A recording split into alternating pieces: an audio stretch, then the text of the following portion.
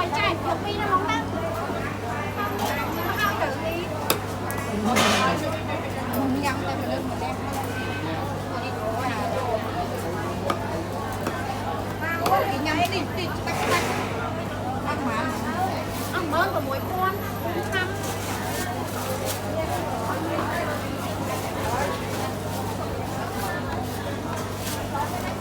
vậy không à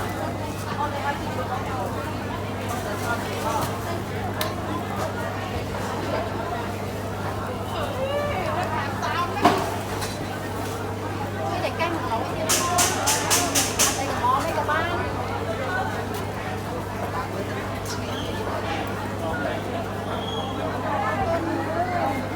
làm cái lê để cái để đây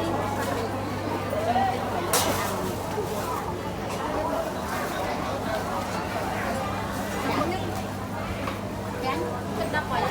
trong này